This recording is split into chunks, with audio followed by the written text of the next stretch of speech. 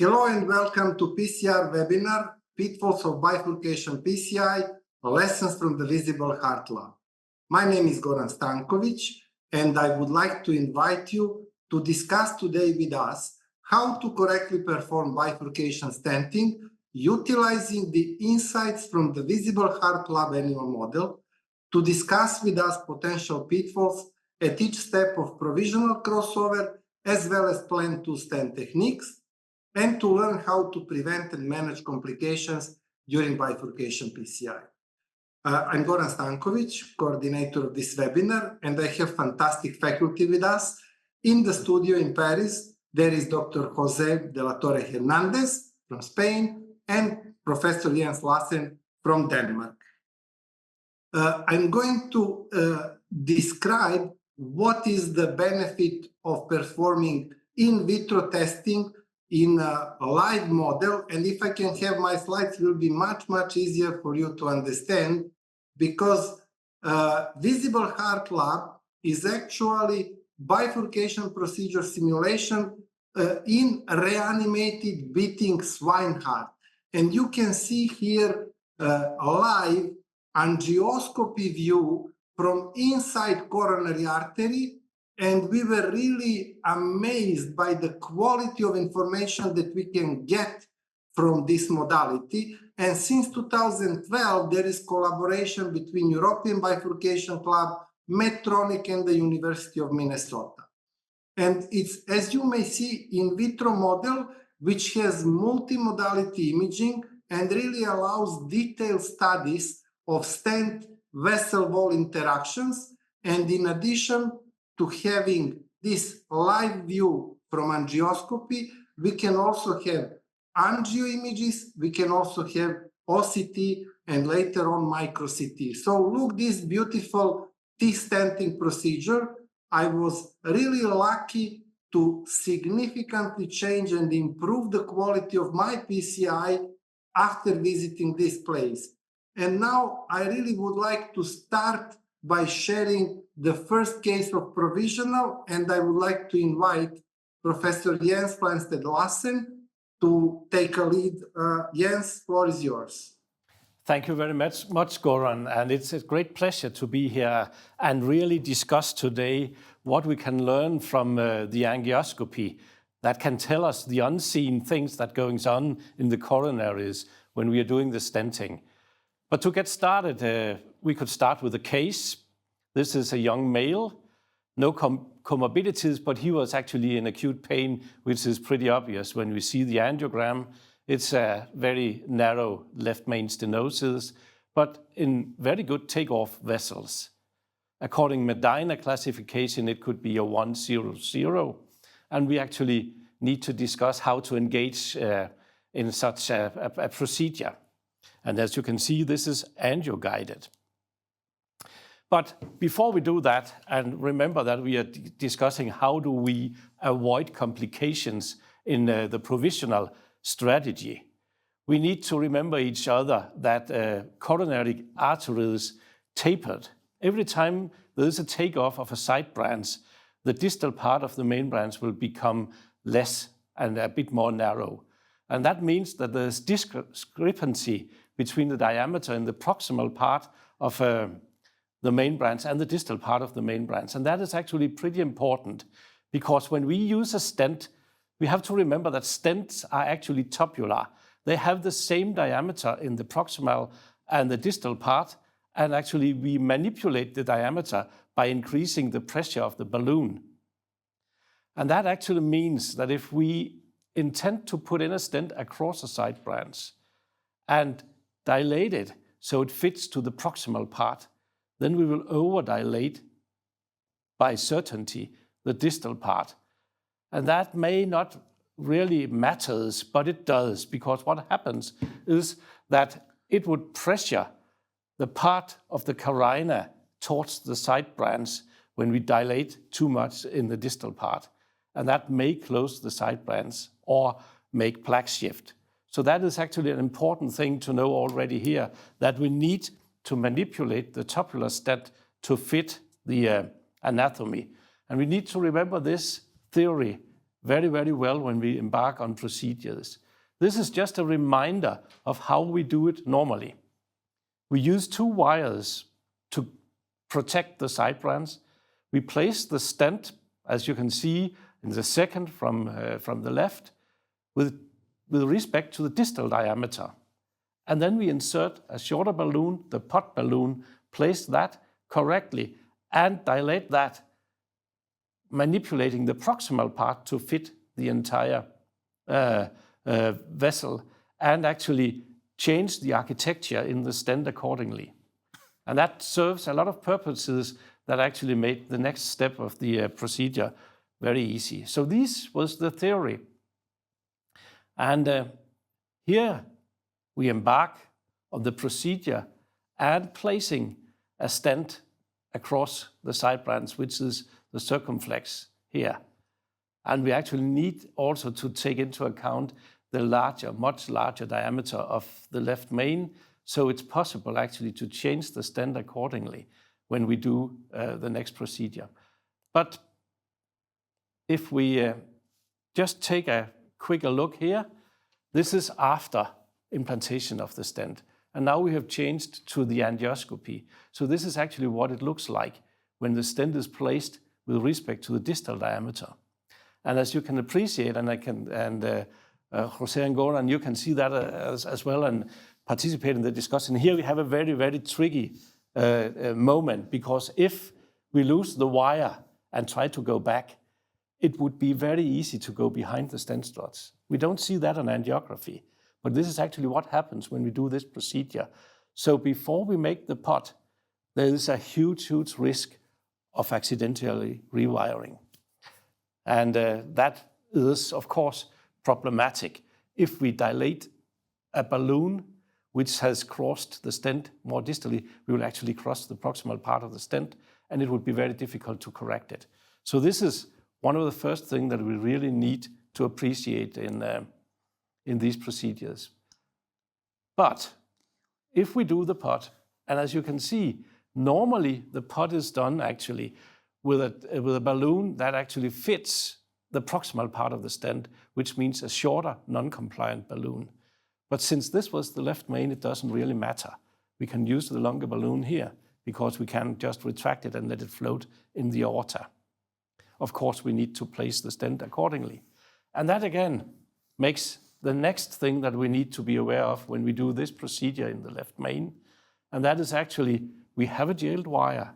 And when we retract the balloon afterwards, we may force the guiding catheter to dive into the bifurcation. And that guiding catheter may cross the proximal part of the stented area and maybe deteriorate and change the proximal part of the stent accidentally and unseen. And this is actually, again, a thing that we can see very easy by IVUS, for instance, but also, of course, by angiography. But very important to remember, and that is actually the cause of why it's so important to finalize every procedure with a pot to make sure that everything is corrected properly. Okay, Jens, I would like to use the opportunity to invite our attendees to send questions using the chat box, because so far we have a couple of very nice comments. Dr. Zaran is asking, is provisional bifurcation stenting preferred in primary PCI because it precludes more manipulation? I think this goes along with Jens' comments. And Dr. Narayanan is asking, is there any risk of stent elongation when we post-dilate 3.5 millimeter stent with 5.0 balloon for pot, especially at the ostium of the left main? Jens? Yes, excellent question, actually. But if you remember the first slide, the second slide, we actually have the formula to calculate the diameters of the proximal part. So it's, of course, very, very important that you take into account the technical dilatation capabilities of the stent, so it's possible actually to dilate it sufficiently. And there is actually a very important point in that as well in the next step we are going to use, Because if we have a very wide circumflex, we may not have room enough in the stent struts when we dilate to fit, so we can have a narrowing at that area as well. So it's extremely important to take into account the technical capabilities of the stent that we are using. Yeah, one of the reasons why there is elongation, especially in the left main, is that by pulling back incompletely deflated balloon, with the wings of the balloon, actually we elongate the stent and stent protrudes inside the aorta. Yes, maybe if you wish to continue, because we have really many data we would like to share today, so we need to go back to presentation. We go back to presentation, and the next step is actually what we can see now again is from angiography. This is how the stent looks like when you look into it, deep into it. When in the middle, down deep, you can see actually the carina, and you can see what the POT procedure did. It actually opens the stent struts towards the side branch. And that's really important because it makes it much more easy to bring in the next wire and do a dilatation there. And again, how do we do that? Well, we like to scaffold the roof of the side branch as much as possible. So we aim for the most distal stent strut. And you can see this is done by a 45 degrees angulated wire brought down below in the stent and then actually retracted with the tip pointing towards the side branch. And when it slips, it has a tendency to drop into the very distal part of the stent struts. Of course, we don't know because this is angiography and we can't really see. But we can see, of course, when we use... Dr. Suma is asking, how far should we retract side branch wire before POT in order to prevent trapped wire? So if you can really briefly comment on that, because we don't remove it, and we know that trapping wire in the side branch is planned procedure, and we can really safely remove it. Yes? Yeah, well, the trick is, especially in the left main, to keep the side branch wire jailed for many reasons. If the side branch closes, we have kind of a guide to find it again. But the other thing is that it actually anchors the entire procedure and makes balloon crossing easier afterwards. So leave the side branch wire until the last part, the second last part would be the advice in this situation. We rewired. Kissing? Oh, yeah. Next is kissing balloon inflation, yeah. Yeah, which is done here. This, as you can see, is not really done right according to what we normally advocate, because we like actually short kissing balloons. But we know that we'll use a larger POT balloon later on in this case, and this is the left main. So this was done to make it actually a bit more quick. Anyway, this is the result after kissing. And now you can appreciate from before that we have removed all the stent struts across the side branch, and we have scaffolded the carina very well. There's a little bit of floating carina, but it's actually centered in the middle as it should be. So now we do have a very nice result of the bifurcation area. And if we later on need to embark on treating the side branch, we can do that easily. But we need to finalize the procedure with a POT. And there it's really important to place the POT balloon, as you can see here, probably. But if you take a look down to it, it actually seems to be placed a little too deep. And that is the next learning point. See what happens to that very, very nice carina we had before. It's crossed, it's actually pushed towards the side, and everything is back where we started. So this is a caveat. Be very, very careful with a POT balloon. What do we do to correct it? Well, there's only one thing to do, and luckily we have two wires in place. So we need to re-kiss, and then we need to re-POT in a much more proximal position, like described in one of the EBC consensus papers, how to avoid and how to treat pitfalls and mistakes if they should occur. And then after kissing and after the new pod, we are back to a very, very nice result. And that is actually the main step in the first stent provisional. And this is how it ended.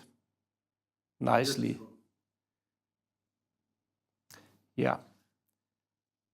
So Goran, any comments from the audience at this stage? Yeah, there are very, very good questions coming. First, Dr. Mellon, how to choose size of the balloon for pot in case of stenting LAD left main when the whole left main has disease from ostium to bifurcation? Should we use only Murray Law or IBUS? How can we do it? How to select it? So in case of diffuse disease, I think imaging is helpful, and as orientation, of course, Murray Law or Finet, that main vessel proximal is 2/3 of the sum of two distal vessels. And then Dr. Zaran is asking, would you prefer shorter jailed segment of circumflex wire? Yes, absolutely, but be careful not to jail the soft part of the wire. So a few centimeters of the stiff part should be jailed, never the soft tip. And Dr. Musayeb at the end asking, how do we optimally position pot balloon if we lose the side branch after stenting, thus obscuring the level of the carina? Jens, maybe you can help better describing this. If we lose the side branch wire, how to position the pot balloon? Well, that is actually a little more difficult, but what is most important is actually to have as perpendicular a view as possible. And if you are in doubt, then keep the pot balloon a little higher than you actually would have done if you had the wire in place. Remember that there is an area in the bifurcation center that is called the polygon of confluence. And exactly in that area, the diameter is the largest in the entire anatomy of the bifurcation. So it doesn't really matter to go a bit proximal for that if the KISS has actually made a very good job in positioning the carina in the middle. So that would be the first advice if you have lost the wire. Optimal views and a little more proximal. Yeah, and then you test. Jens, what to do if we need second stent? We really for a long time tried to discuss with our colleagues the way that we look at the provisional, because provisional for us is not single stent, and I believe this is the key misunderstanding. When we say provisional, we speak about progression of steps, about cascade of increasing complexity, and if after kissing that Jens presented, we still have unacceptable result at the ostium of the side branch, Jens, we go to provisional, but please, as one of our mentors, tell us how to do it properly. Well, you are so right, Goran. Provisional is a strategy or a philosophy of how do we actually keep a procedure as less metallic as possible and as simple as possible without making it difficult for us to finalize a proper procedure. So the trick is actually to have a proper implanted first stent provisional and then stop and check. And if the side branch is okay, everything is good. If you need to continue, there are different possibilities to continue from the procedure.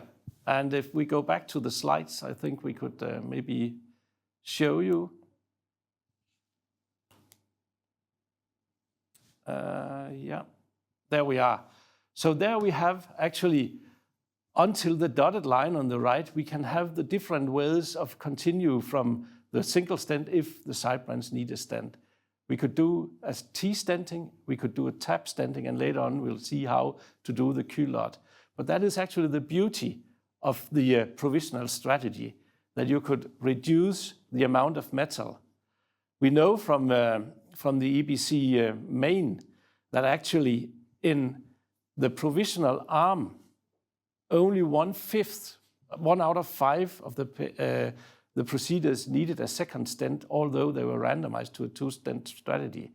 So it tells us that 20% is, or maybe 80% can make it in these procedures without the stent. And that is actually one of the beauties. But if we go on a little bit and take out, set in the TAP procedure and dig into what are the probabilities here, then there is one thing that is extremely important. And that is actually, as you can see in this panel, which is a micro CT scan from the visible heart, that when you do the TAP procedure, the second stent has a long metallic carina. And one of the really important things in these situations is actually to avoid too deep a pot. Because if you do that, you will actually cross the stent and close the side branch and leave a lot of metal, not at this place at the flow divider. So this is one of the really important things to do here. Another strategy could be to move on to the culotte, but this is for the next section. So yeah, thank you. Thank you, Jens. Jens, just one question. In your case, Dr. Zaran is asking, I'm not sure if I can nail, but is the LAD distal landing site healthy in your case? I think there is some diffuse disease, but seems really pretty healthy.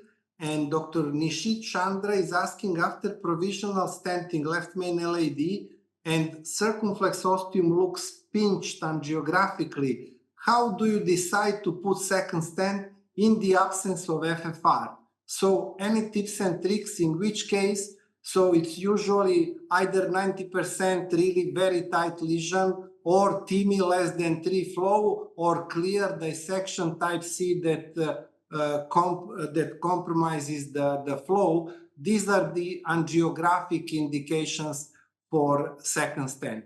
And thank you very much, Jens, for excellent case and for introduction into a TAP. And I would like now to invite Kema, Dr. De La Torre Hernandez, to take a lead and tell us, okay, we don't like TAP.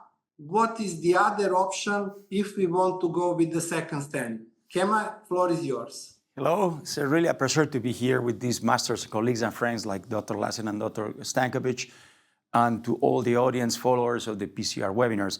Exactly, I need to talk about the culotte decay, culotte technique, steps, pitfalls, and how to proceed and to prevent these complications. The key culotte stenting can be intended as a technique that is part of this philosophy of provisional strategy, which is the majority of the cases are going to treat it by the provisional strategy, but also could be used as at front to a stents technique, particularly the inverted decay culotte, which is based on the anticipated difficulty to wire the side branch. This decay culotte technique is starting with the steps that have been described by Jens in the provisional stenting. And of course, to start with, not all the anatomies are suitable for the culotte. If there is a great discrepancy between the size of the branches, then culotte is not a good idea. But if there are more similar, then it's going to be a more acceptable technique. On the other hand, a very important question is what stent first. In general, the first is the stent going to the most angulated branch or the most diseased. And in general, we could say that to the branch that is most difficult to be rewired after crossover stenting, because we don't want to lose any branch, an important branch, and that's important to select the first stenting. These nice drawings from precisely Jens is the first author of this consensus document for the is a part 2 of the 16 consensus, and we see the decay culotte technique. We have the stent implanted by the provisional approach, and we have the implantation of the second stent, and we do a pot, properly pot, with the distal shoulder just immediately proximal to the carina. And then we proceed to the distal rewiring to the first stented branch. And then we are in the conditions to do the kissing balloon and the final repot that is usually more proximal, far not as close to the carina. Same thing for the inverted decay colloc technique. In this case, the first stent is going to the side branch, so the smaller, we are going to talk now about the assigned side branch because it's the second stent, the one that is going there. But the steps are the same. We do the implantation of the stent, we do the appropriate pot, immediately closer to the carina, distal rewiring, and then we are in the condition for kissing balloon and repot. These are pictures from our experience. These are Spanish colleagues and me a few years ago in the Visible Heart Lab. It was an amazing experience, as Gordon has said, very inspiring.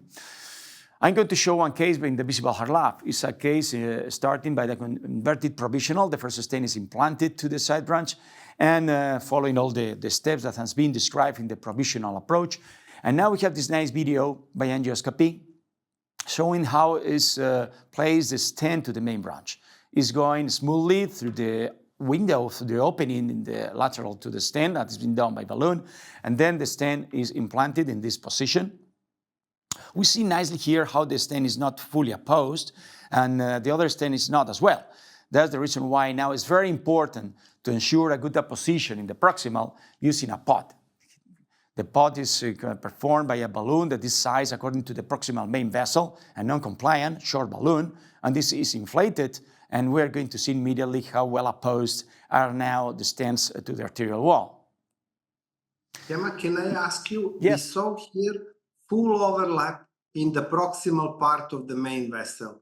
We usually speak about mini culotte. So what is your personal advice? Should we try to cover completely, or we can minimize the length of the overlap?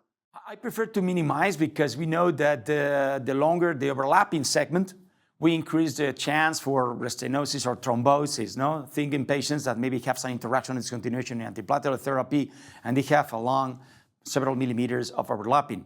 But not so sure that you are not really expanding at the level of the main vessel. But particularly, I prefer 2-3 millimeters, no more of overlapping in the main vessel. That's my idea. Me too, perfect. Yeah. Perfect. Then the next step is to show how the wire is crossing distally. It's very important to place the rewiring distally. And this is important because it's going to facilitate the following steps of the procedure. You can see the wire crossing distally to the branch. And then the balloon is positioned. We're going to do first the opening of the jail branch, and now the second balloon is in position. I like to do this kissing with non-compliant balloons adjusted to the branch reference lumen, and to do sequential inflation in both osteum, then simultaneous inflation, and then exactly at the same time simultaneous deflation. Because if not simultaneous, maybe you are just spoiling, ruining, you are not doing proper kissing, and the carina is going to be asymmetric. Then this is the ideal kissing to be done. After that, we see how the geometry is really nice with a good opening without any neocarina prolapsing. And finally, the important is to do the pot, no? The repot that we call the repot. The repot usually is more proximal than the pots that were done previously in the procedure. The final repot is in a main vessel, not so close to the carina in order to prevent any asymmetric location of the carina. And this is the final angiographic, which is really good. And this is how it looks in the electron microscopy. Important pitfalls. Sometimes we have difficulty crossing with the second stent into the unstented side branch or assigned side branch. This is usually because proximal rewiring of the side branch, followed by kissing balloon and two distal repot. Then the solution, in this case, the best is to rewire the side branch with the distal strut. Sometimes for this purpose, it's important the use of dual lumen microcatheters to advance in the main vessel and to just place the window in front of the side branch and just to play with the torqueable wire, no? Another solution, if unsuccessful, is the inflation of a non-compliant balloon at higher pressure at the cerebral ostium. But it's important to prevent this. And this is prevented, as I said before, with the distal, avoiding a two distal report and performing only a proximal report during implantation on the first stent. The importance of distal rewiring was illustrated years ago. For example, this paper, neurointervention, showing how the distal rewiring allows a very nice opening to the side branch. However, in the right side, we see a proximal rewiring, and after dilatation, there is not good result, and the side branch ostium is still jailed. No? This is important. And before going through the case, Goran, I don't know, you have questions? Can we stop for a moment? Because we received in the meantime very nice questions. From Dr. Zaran first, I think this is question to both of you. In case of that you need second stent in left main bifurcation PCI, what would be your preferred strategy, T-tap or culotte, DK culotte? Just the choice. And then there is addition, Dr. Zaran has, angulations, tortuosity, long disease in the side branch, diffuse calcium, side discrepancy can make disease distribution imagination difficult, and thus deciding which branch to assign, main branch versus side branch, is not always very easy. It's fantastic comment. It's really very experienced colleague asking this question. So with few comments, can you elaborate both on that? I think that you are working provisional in the lead main, and you definitely decide that you need a second stent, usually to the circ. The decision between the techniques is depending on several things. One of them, for example, is the angulation, because the narrow, the angulation, the I shape of the bifurcation is in favor of culotte or crash. But if the angulation is close to 90% perpendicular, the T or the tap is going to be a good solution. Also, the discrepancy between the size of LAD and circ. If the circumflex is much smaller than the LAD, it's not feasible to put the stent from the circ to the lead main and to overstretch a 2.5 stent to maybe 5. Then, in this case, again, tap is better than a culotte technique, for example. Then, this is in cases when you are going provisional. When you are going up front with two stents in the lead main, your decision for the technique is also related with, first, your experience. This must be a good idea to have your first DK crash. Second, the anatomy, of course, angulation, distribution of plaque, and how accessible are going to be both branches after bed dilatation. Because, for example, DK crash has the advantage that you always have an access to the branch. For example, in culotte, at some time you didn't have a wire that is operative. It's jailed. No, it's a different. I don't know, James, what do you think? But it's a combination of factors. Well, I totally agree and in line with you, Kema, of course. But if it's my own preferable thing, I actually like the culotte a lot. Of course, the anatomy needs to be there to do it properly.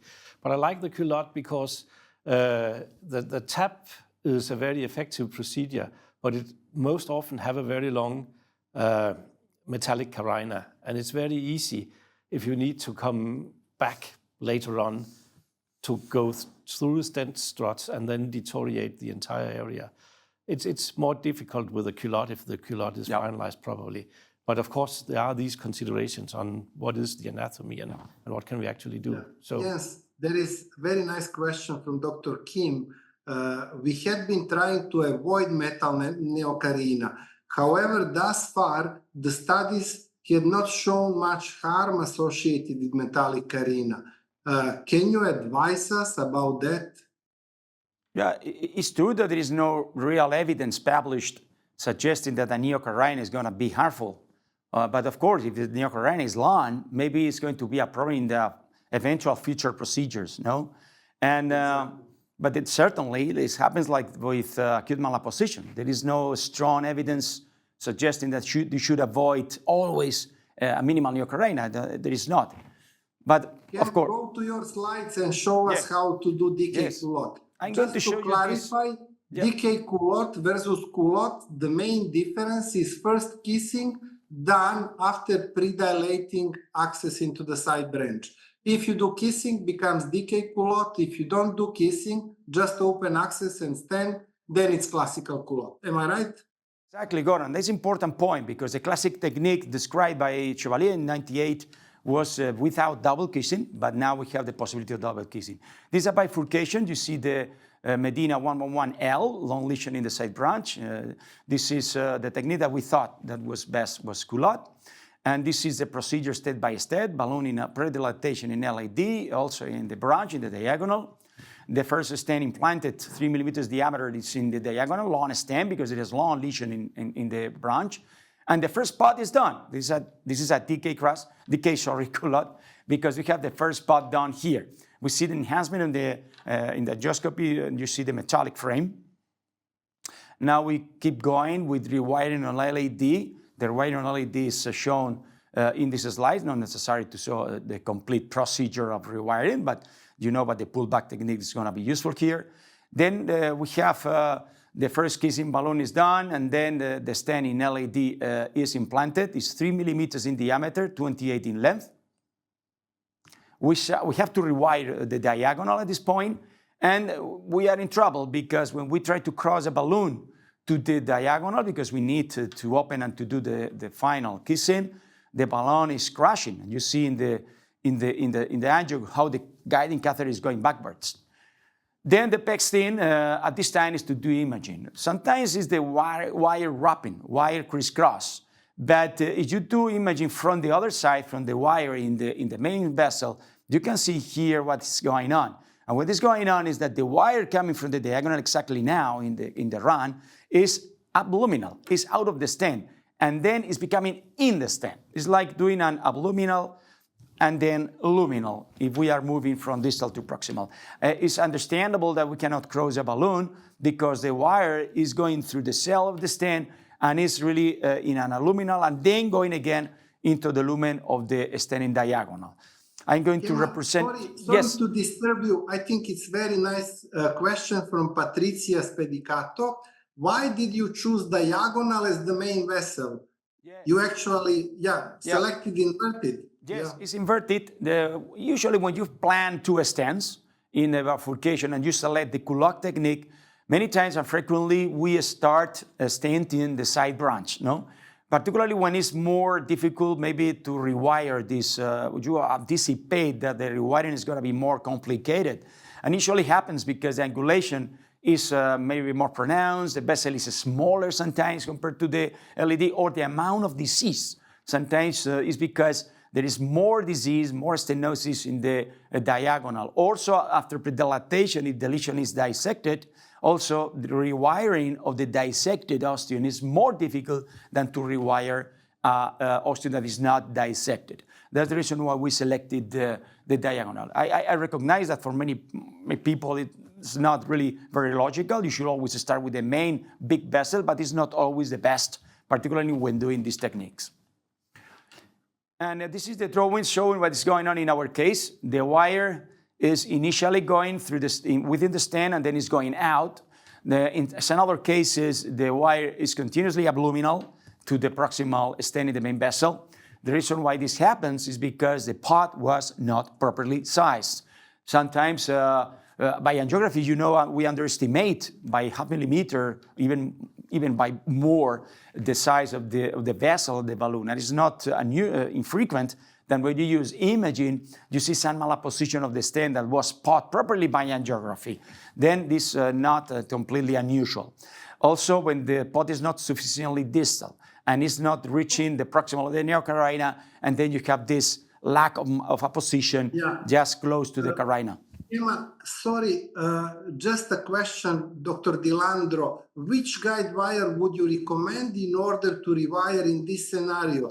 It's obviously that you caught attention with this in and out wiring. So what is your preferred wire? You know that the most workable wires, for example, Seon or Pilot are good. There is some debate regarding the hydrophilic or not, because the hydrophilic wires are more easy to go doing very tricky tracks. No, sometimes it's easier to go abluminal with the hydrophilic but at the same time, it's really the wire that you can handle more, and it's more trackable, and you can play, you do more different actions to get the plays. Then I prefer usually Xeon Blue, but sometimes I go with Pilot if the first is failing. No? Okay. Thank you. Please go on. Yes, I go because definitely what we detected is the problem was the incomplete apposition of the stent in the main vessel, as we see in the visible heart lap video. And then we need to do a more aggressive pot with a larger balloon in order to ensure that we have a well-up position in the proximal and the wire is going luminal within the stent when we rewire the diagonal, which is in the second video. And finally, we could do very properly the second and final kissing balloon with two 3 millimeters balloons. This is how it looks in the OCT from LAD. Now we see good distal edge, no dissection, no residual product burden. We see here the bifurcation and the wire coming from the diagonal, which is completely luminal and going with, in the lumen of the stent continuously. We see the proximal and the POC images. We see the wire coming from the branch around 8 o'clock position. Then the solution in this case is to remove the wire, to repot more properly, and to rewire again. And please, my advice, intravascular imaging is the best to detect these problems, to fix these problems, to properly size the balloons for pot and everything. And the other tip for helping to rewire properly, sometimes it's very difficult, like in this case when the stent is largely malapposed and the wires are going abluminal and then luminal, the use of a dual lumen catheter helps really to direct the second wire to the side branch properly. And this is the third pot in our case with the even larger balloon, 4 millimeters. This is the round front diagonal. And again, the result is good expansion of the stent, good apposition. And now we are approaching the bifurcation. And at this point, with symmetric position of the carina and good apposition of the stent in LAD, although the quality of the run in this case is not as good for the proximal portion. This is the angiography showing an excellent result. And finally, just after this, we have the enhancement, and the conclusion is that even though for most of cases, stepwise provisional is the way to go, some cases require 2 stents. The K-Culotte technique is an easy, safe, and effective technique. But like for other techniques, attention should be paid to all steps. It's not a good idea to skip steps because you are a very good expert, and you should always follow carefully the recommendations. Intravascular imaging may reveal pitfalls. Some of them are noticed by angiography and help to solve problems during the procedure. This is important because sometimes the complications are not intraprocedural, but are going to be complications in the patient's outcomes like restenosis or thrombosis. The visible heart lab allows a direct visualization of what we are doing in a bifurcation, and is really unique platform for watching the performance of different platforms. No? The application for learning, training, development, and research is clear and outstanding. Thank you. Thank you, bravo. I learned personally so much from you and your imaging, and I always attend your session with Ivo's guidance because this really sheds completely new light on procedural planning and execution. And I see also Dr. Ganiev is sharing his personal experience. If we perform adequate pot, I think hydrophilic wire is the best option for rewiring. And now we go to DK crash. If I can have my slides, my task is to share with you one brief clinical case. These are my conflicts of interest. And this is clinical presentation. You can see this ECG, 69-year-old female patient with diffuse ST depression, elevation in AVR, on inotrope simulation. Patient was unconscious, intubated on mechanical ventilation. Echo showed LV 30% with hypokinesia of medial and apical segments of septum and the anterior wall, hypokinesia of both lateral and inferior wall. So these are the baseline angiography of left and right coronary artery. I think you can clearly see 3-vessel disease, distal left main disease involving both the ostium of the LAD, and there is additional lesion in the prox LAD as well as in distal circ, and there is also disease of the right coronary. So if we see situation like this one, acute coronary syndrome, very tight and diffuse disease of the circumflex, if we go to algorithm of the European Bifurcation Club, which is based on the estimated risk of losing the side branch, I think in this case is more than expected that compromise will be possible in case of going with stent in any of two directions. So DK crush was selected. As previously discussed, you can maintain the wire throughout the procedure in the LAD. So these are procedural steps: predilatation of the circ, and then predilatation into the left main, stenting, planned DK crush, minimal protrusion, maybe 2, maximum 3 millimeters from the circ into the left main, and then sequential crush. And I show you from the visible heart very soon why it's important to do it in 2 steps. The first crush is with the stent balloon sized according to LAD, so 3.5 by 18 in this case, and then that balloon was replaced like the pot balloon 4.0 in order to completely crush protruding metal in the left main. After that, proximal rewiring and dilatation, and then the first kissing balloon inflation, 3.5, 3.5 in both branches. Stenting of the left main LAD after removal of balloon and wire from the circ, 3.5, stenting of the mid LAD, and after that, second pot inside the left main. Actually, first pot inside the stent, but the first pot balloon was used to fully crush, and then proximal rewiring, and then again, second kiss, 3.5, 3.5, separately, high pressure, and then simultaneous, and the third and the final pot with 5.0 just inside the left main.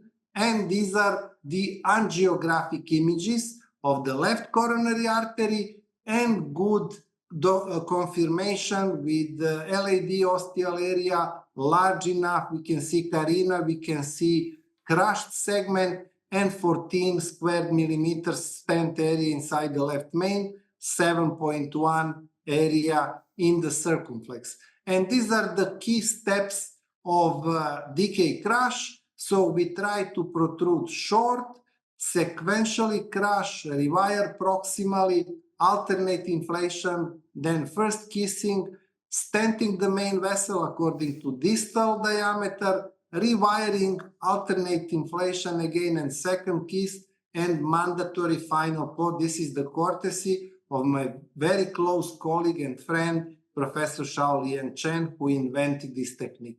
But these are the pitfalls, and I think it's very important to discuss why sequential crush. And these are nice cartoons by Dr. Dejan Milashinovic from EuroPCR 2021. You see that if we use balloon size according to distal main vessel, we really cannot completely crush protruding part in the main vessel. For that reason, we replace crush balloon with pot-sized balloon, and with this crush, we are able to completely crush. And look, now we have really much nicer crushed metal in the proximal part of the main vessel. And this is example from the visible heart lab. You see inflation, deployment of the stent in the side branch with the balloon that is uninflated inside the main vessel. Then we inflate first crush with 3.0, which is actually balloon size according to distal main vessel. And look now, with that balloon, we are really not able to completely crush. And with wire, you may appreciate that you can go in and out. And that's the reason why sequential crush is recommended, because now if we take bigger 4.0 balloon, we are able to much better crush. And now when we deflate, you can clearly see, compared to previous crush with the distal, look now you achieve complete crush, and it's much easier to recross. So sequential crash, first crash does not result in the complete crash. Second crash with pot-sized balloon is mandatory. Then why should we perform the first kiss? People usually ask why cannot just inflate balloon towards the side branch, why we need to do first kissing. And this is why we also tested that inside the visible heart, and look, no gap, of course, if we cross proximally. Look if we only inflate balloon into the side branch.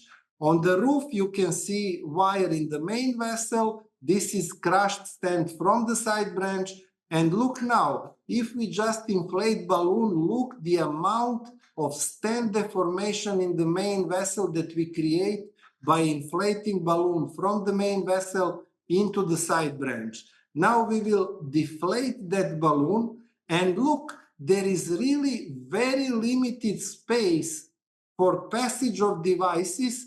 Sometimes it could be over-exaggerated and you can completely compromise the lumen. So I try to draw, and look, this is actually the compromised lumen created by stent deformation, and this is the remaining lumen for passing the devices into the main vessel. So that's why Shaoli and Chen recommended the first kiss in order to remove this metal that compromises the main vessel.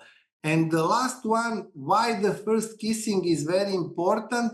Look, this area on the floor, this is the ostium of the side branch, and if we don't remove with the first kissing, these are 3 metal layers that we need to recross if we want to go inside. So DK crash is excellent technique, especially for the left main bifurcation. We know that from clinical studies, we know that from definition 2 study criteria, that in complex bifurcations in the left main, DK crash really provides excellent results. Key contemporary steps are side branch optimization, sequential crushing of the side branch stent, proximal recrossing, and repeat pot after main vessel stent, and after correctly performed final kiss. And finally, as Dr. De La Torre Hernandez also pointed out, intravascular imaging guidance is strongly recommended for optimal procedural result in left main. I would like to ask now Jens and Kema if they want to comment while I review the questions that we received so far. Any comments, Jens? It was an excellent presentation. I really think showing so clearly what happens if you don't do the double pot sequential in DK cross is actually very, very important.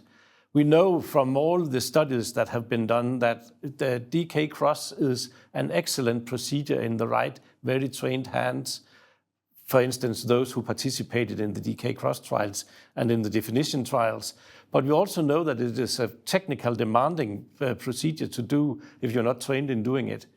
And by seeing so clearly by the vision what happens because of recoil of the stents, if it's not properly crossed, make it very, very clear why it sometimes is very, very difficult to finalize the procedure. So this is really a strong evidence out of the visible heart lab to show these things. Yeah, it's really convincing. Yes, one question from Tasha Alifa. What are some of the key challenges associated with bifurcation PCI highlighted by the visible heart lab research? I think maybe both of you can share what is your personal experience in the visible heart lab and why you really believe it's a good method to increase education on how to perform bifurcation PCI. For me, what was really compelling and outstanding was shown today by you, Goran, in the slides, which is the metallic footprint you leave behind. When you do a procedure that is well done, what you leave behind is good and looks nice, but when the things are not properly done and you show you are not going a sequential pot in the crushing of the side branch, you do not perform the first kissing in the decay, what you leave behind is really a mesh of metallic around in the bifurcation that is not that in follow-up is associated with thrombosis, with restenosis, or with very difficult access to the branch in the case of restenosis. Then it's more illustrative than, of course, angiography is very misleading in this point.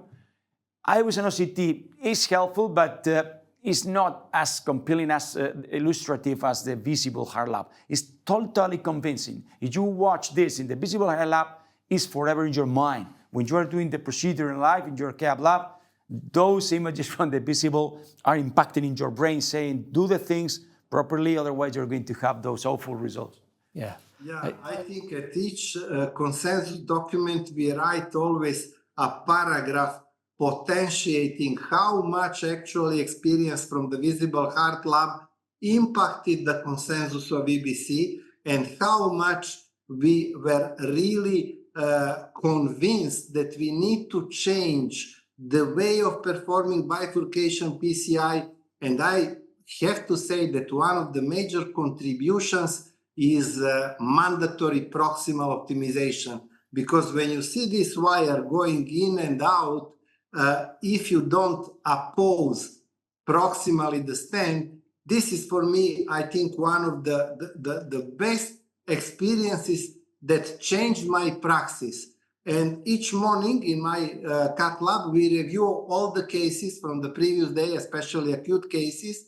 And whenever we discuss, they say, okay, POT maybe was not adequately performed. So no doubt whether we should do it or not. We have to do it, at least POT, and then evaluate the result of the side branch, whether it's diagonal or it's the circ. A few more questions, because I really think we should answer absolutely every question that we receive. Prashant Jagtap is asking, should we use a mechanical circulatory support in such complex case with patient in cardiogenic shock? If that's question for Mu, yes, of course, I absolutely support this. Unfortunately, we did not have it at that time when this procedure was done. It was done several years ago, but we really convincingly believe that for such complex left main lesion, circulatory support will be extremely helpful to do it, to do procedure optimally.